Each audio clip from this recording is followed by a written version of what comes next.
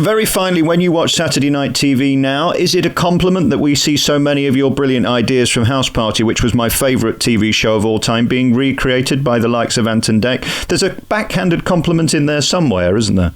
Oh, I'm a big fan of Ant and Dec. A very big fan of Ant and Dec. I think they're excellent presenters. And they've been very honest. You know, they plundered the House Party archive and created Takeaway.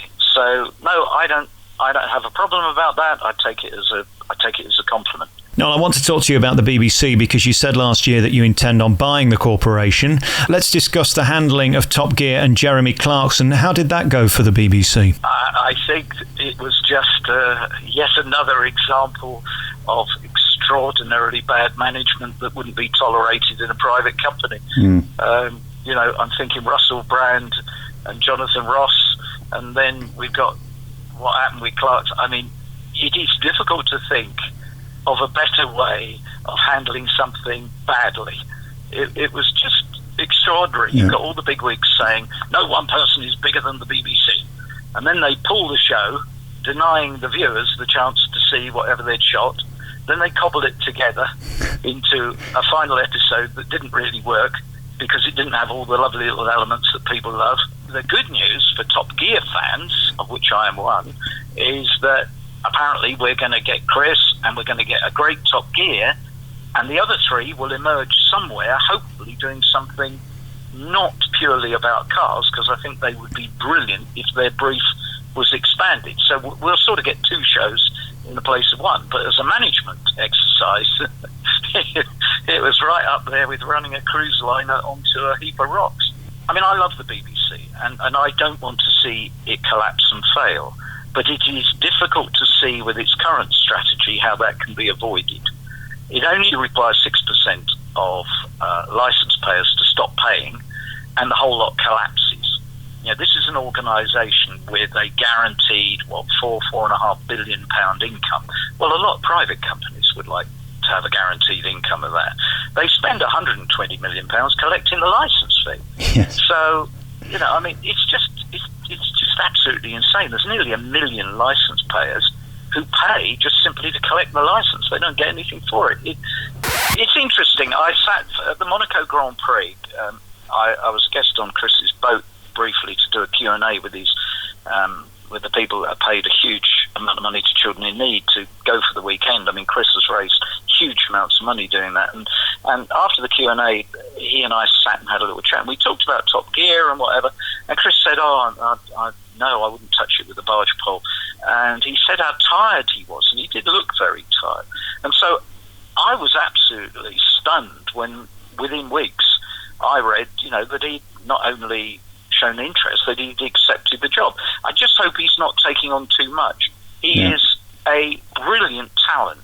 He is also a mercurial talent in the true Kenny Everett, Clarkson mould. And he will need to be managed and supported. Otherwise, he could just burn out and make some shocking mistakes. I hope it works out for him. I'm a big fan of his. Is BBC local radio worth £112 million a year? No, it isn't. Of course it isn't. And the Gaelic services aren't worth it either. If you want to have Gaelic broadcasting, you can get that online and you can get it done better. It's insane that they spend something like £40, £50 million a year entertaining tens of thousands of people. Yeah. It's insane that they fund the BBC World Service. You know, do people living in the UK really want to be funding government propaganda? The whole structure of it, so you've gone back to the Beeb again, but the whole structure of it is wrong, which is why last year I revealed that I had a consortium lined up and we are ready to buy the BBC. It requires an Act of Parliament, but we would buy the BBC and save them. It's interesting, when you came out with that, people laughed at it and thought it was a joke. But it seems like, again, in recent weeks, it is not unthinkable that it could happen, because the BBC as we know it is not going to be around in 5 years. They're going to certainly cut the budget to a point where there can't be these thousands of journalists up and down the country. And there's a good argument that there shouldn't be that many. What would you do then? What would your BBC look like, and how many people would it employ? Well, just on the first part of that, I was interviewed on Newsnight, and Jeremy Paxman sneered at me when I said I had this consortium and we would buy the BBC. Within weeks, he had left Newsnight, and within weeks, he had attacked the BBC publicly in a number of articles. You know, there's a lot of two-faced people, and I'm not being two-faced about it. I had 30 great years at the BBC.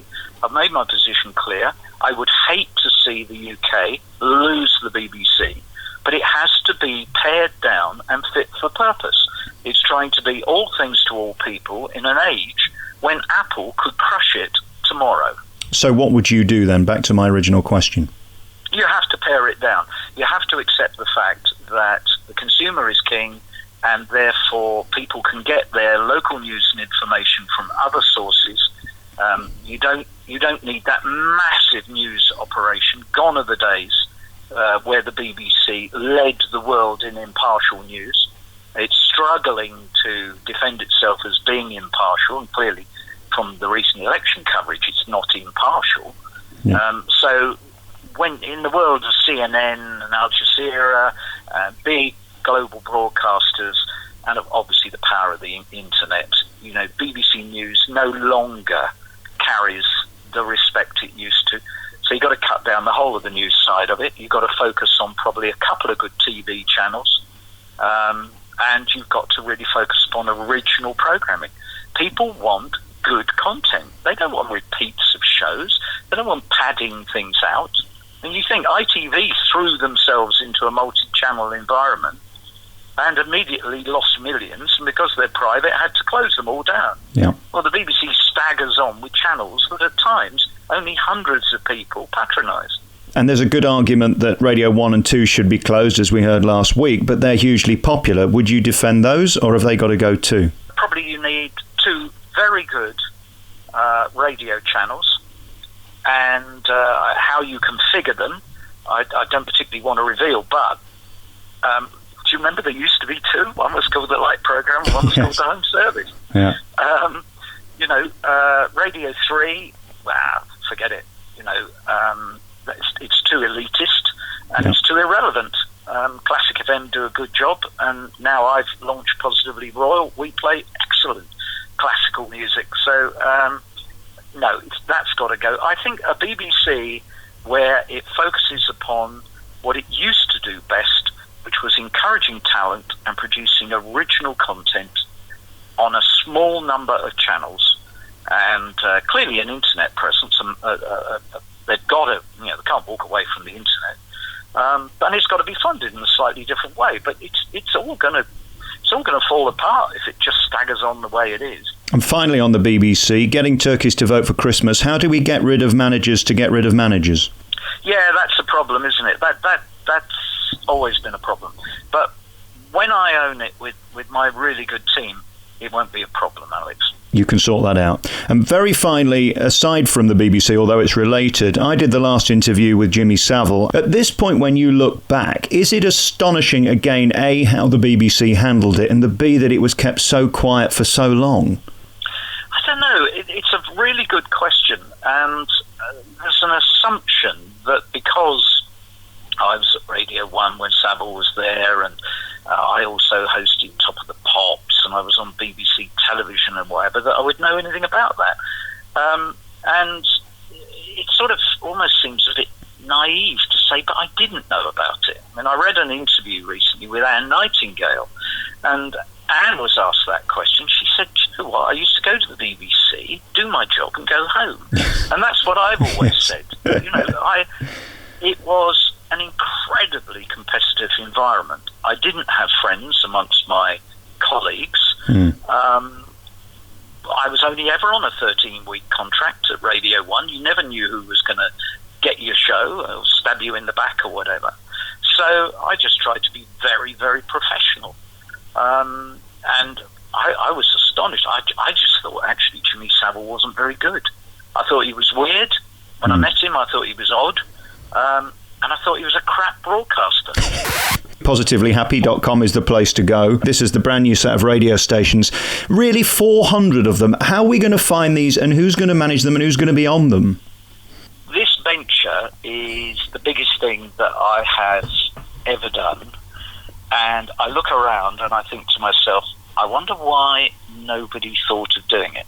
And the best way to describe it is that 100 years ago, the first magazines appeared dedicated to individual subjects, activities, leisure pursuits, and whatever. And over that century, the magazine shelves gradually got heavier and heavier with all sorts. There was a magazine for everything.